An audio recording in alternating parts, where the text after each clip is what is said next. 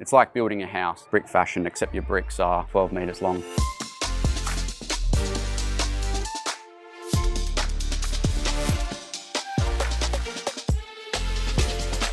It's a work in progress and it will be done when we're done. I'm Sam, I've been involved with Leeuwin for a number of years now, and we're here today at Robin's workshop where Leeuwin's 12 new wooden spars are being made.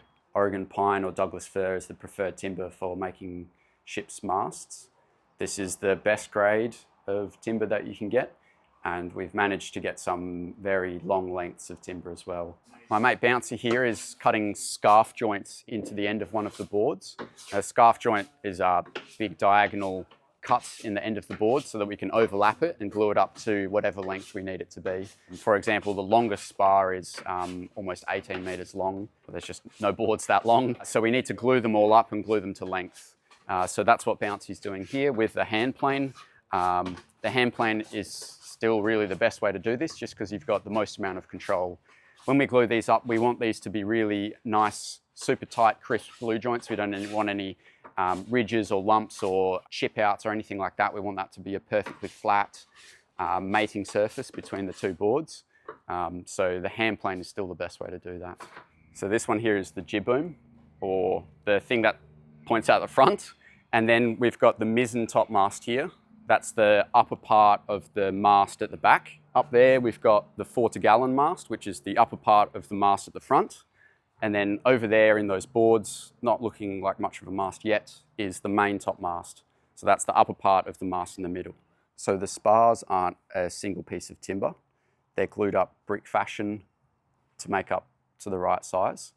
We start with boards that are 50 by 150 thick, and then we need to make them to length and to width. And then we glue them up in layers like that so that we've got the right thickness. So it's like building a house, brick fashion, except your bricks are 12 metres long. So when we start with the square billets, we actually use a mobile bandsaw that sits on top of the spar, and we take the saw to the spar. So the bandsaw goes on top, and with a block and tackle, we pull it along and cut off big diagonal wedges of all of the sides. We can then move that saw around and take off the triangular pieces along the edges. And then from there, we take it from 4 sides to 8 sides to 16 sides to 32 sides. And then finally, with the round bottom planes and the sanding, we make it round. This would be at least several days worth of work, at least a week's work to get it from square to round. You really get a feel for the timber, and you get to know, every square centimetre of the spar as you go. It's obviously a lot of hard work, but it's very satisfying at the end of the day when you've got something that you've made and achieved. You can see your progress from the start of the day to the end of the day. It's really quite satisfying. In total, we've got 12 spars to make. So 1 jib boom, 3 topmasts, 4 yards, 2 booms and 2 gaffs. It's taken us 2 months to get to this point here, where we've got 4 spars underway.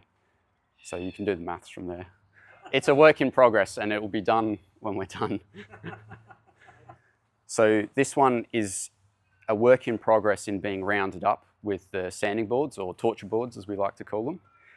And then when this is fully round, perfectly round, nice and smooth, then it can receive a coat of Everdure to seal and preserve the wood. Then there is a fair amount of work in ensuring all the metal fittings fit onto the wooden spars. These holes here are for the jackstay stanchions. So the jackstays are basically long metal rods that run along here that act as handholds. So when this one sticks out the front of the ship, there's a net that's attached to the underside of it, and the trainees and the volunteer crew will actually need to climb out into the net to go and fold up the sail.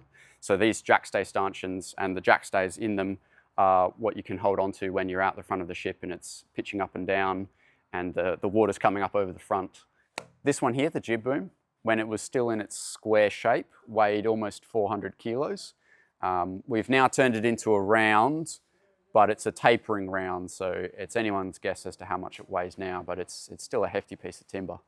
This area here is a good explanation of how the rounding up process works. We've left this area here 8-sided for additional strength around this here, which is the sheave box. So this takes a pulley wheel inside of it, which then the mizzen gaff topsail halyard, the rope that pulls up the topmost sail on this mast, that line, that rope runs through this and down to deck. So when the trainees are down on deck pulling on that rope, it runs up through here, down to the sail and pulls the sail up to this point here.